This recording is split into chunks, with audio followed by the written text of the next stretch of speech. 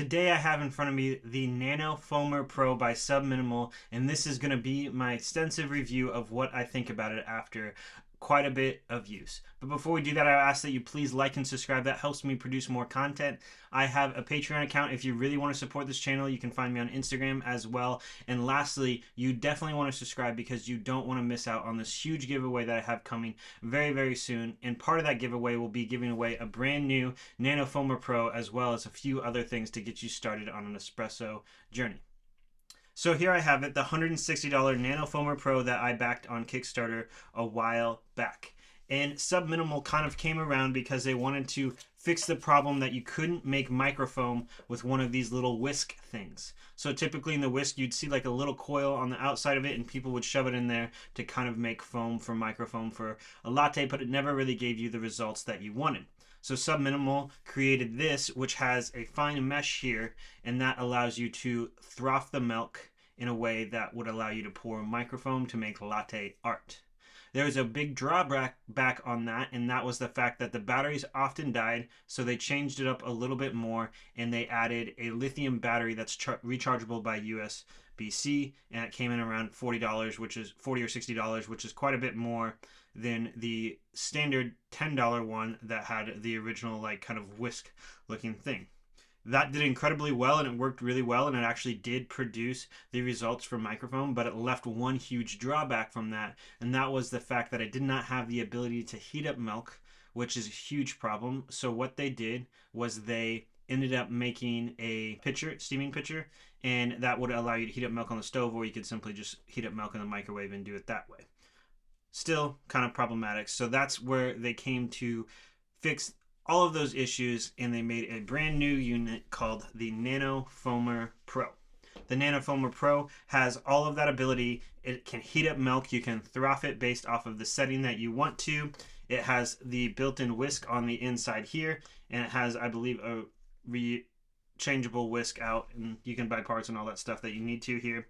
And basically how this works is it has these little rubberized magnetic things that stick in a specific way on the inside of them, and they can come in colors based off of milks. Now I've only tried whole dairy milk because that's typically what I use when it comes to making lattes, and there's 5 different settings, 6 different settings: 1, 2, 3, 4, 5, and 0. 1, 2, 3, 4, and 5 adjust the amount that it takes to the amount of foam that will come. I found 2 gives me really, really great results when it comes to latte art. So this is $160. This is perfect for something like a flare that doesn't come with the steamer for the occasional milk drinker. This is a perfect little on-the-go thing. It has a little base, which I did not bring down here to film this video, but it's really just kind of like a small kettle in a way. You can see the look of a regular standard size steaming pitcher here, and it's really not much different, but it does get the job done. And there we have it. So is it worth it? What are my drawbacks? What have I thought about that? And would I suggest it for $160? And that is kind of a tough thing to kind of answer, because there's a lot of different things and a lot of different levels to this. First off, of how often are you going to be steaming milk? How much convenience do you want? How much control do you want? Because I would say when you get the ability to choose, the best way to go is this for a little bit cheaper, which is the Bellman Stovetop Steamer. However, this isn't the greatest thing because it's like a pressurized bomb sitting on your countertop and it heats up, and it's just not the... It's very finicky, but the problem is about it is it gives really, really good results when it comes to steaming milk. So if you want the most control, if you want the ability to do everything that you want, this is the best way to go, but you have to time it right, and it's a little bit more finicky to use. This is by far more convenient. When it comes to kind of comparing it, I kind of compare the Bellman as like, think of it as like a pour over machine, and then think of this as a Keurig. So that's probably actually a terrible analogy, but you're getting okay results with this. You're going to get better results with this if you know what you're doing with it. However, it could completely change if you don't know what you're doing with it. Then the Subminimal Nano Foamer is the way to go. So here's a couple things that I noticed with it. When I was using it today, there's 2 main factors that I wanted to test on it.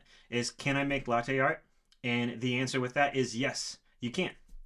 If you set it to number 2, it heats up fine. The problem that I've noticed is when it comes to heating up milk, somewhere between 140 to 160 is where people prefer it, and 160 is more at the hotter end, which I find most of my guests would prefer the hotter the better in that sense of things. This, when I heated it up all the way, so what happens is it goes to the word okay, which means it's heated up enough, and then you can wait longer until it completely shuts off for it to finish heating.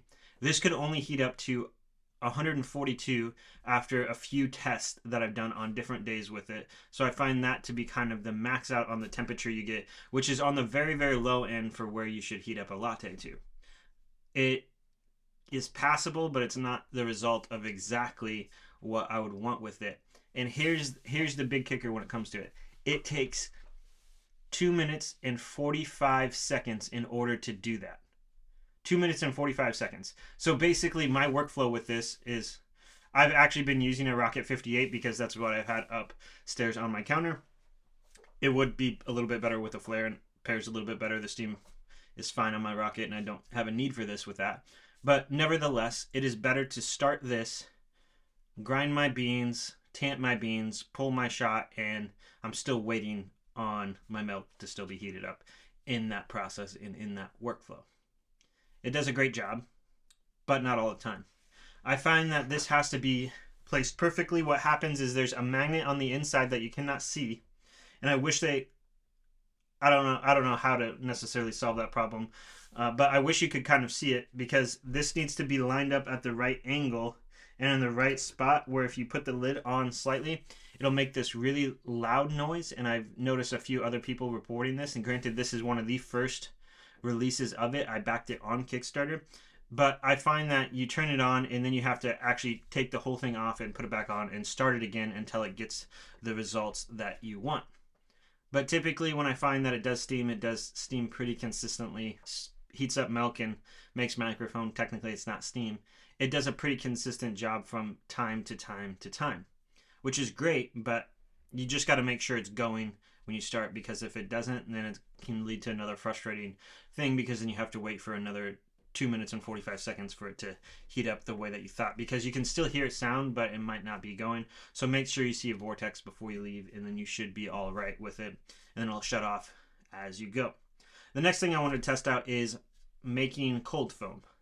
Cold foam is kind of just a fun thing, and it's a very significant thing in the coffee world now, especially when it comes to sweet and sugary drinks. So I wanted to try to duplicate that at home. When you go to a place like Starbucks, what happens is they put it in something like a Vitamix blender, or other shops, not necessarily Starbucks. They put it in a Vitamix blender with a special blending mechanism that's like $150 plus the Vitamix. So you're looking at like $350, $400 to produce the microfoam that they have. This does an okay job, but I find out that it's not very consistent from time to time. Sometimes there's like no microfoam. Other times there's a good amount, but it's not as fluffy and as whipped cream-like as I would hope, which is a little bit of a bummer for me. I would still use it occasionally for microfoam, but when it comes to other automatic milk frothers, I find this one to not be near as good as the other ones when it comes to cold foam. The other ones just tend to make it more fluffy, but when it comes to hot microfoam and able to pour latte art, this is the only one that I've tested that can do that, and I've used quite a bit from Breville, from the Maestri House, from Nespresso. I've used a handful of different ones, and this is by far the best when it comes to making quality microfoam. It's a little finicky. It's not as polished as I was hoped. I would hope that maybe down the road it's a little bit better. Another thing about this is when it comes to pouring for latte art, this pitcher itself does not work well enough. So even though it has this little spout here, I find that you're always going to want to take it and you're going to want to pour it into a cup or a pitcher and then do it that way, and it will give you better results.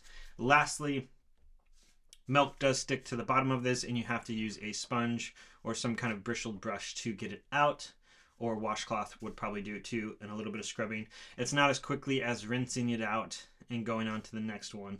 You have to actually put a little bit more work when it comes to cleaning. So overall, when it comes to this product, you have a few cons between the fact that it's a little finicky to use It doesn't do the best when it comes to cold foam, and that's inconsistent. It doesn't heat up extremely hot, but it does do well enough, and it takes long, but it is a sit and forget type of a thing. You set this down, you heat it up, it steams, and it makes consistent microfoam, which is what it's called to do, which is a huge feat. So even though I've had a lot of negatives on this product, I don't want you to just hear that, because that is a huge feat that I haven't seen in another milk frother. So great job for Subminimal. I would definitely recommend this over this little hand mixer thing, unless you use it for other things.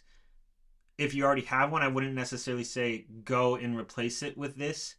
I would maybe, I don't know, it just kind of depends on what your workflow is. If you want something super convenient and you have a flare and you just want to make that happen, or you just want this to go with your Nespresso and make latte art, then that's fine. If you are somebody who's like super into coffee that you might actually get another machine down the road, I would maybe hold off on this. You can also get like a knockoff, like a used Breville Bambino that has a great steam wand that heats up pretty quickly. That would almost be worth it if you could find one for around $200. I would pay $40 over this for that.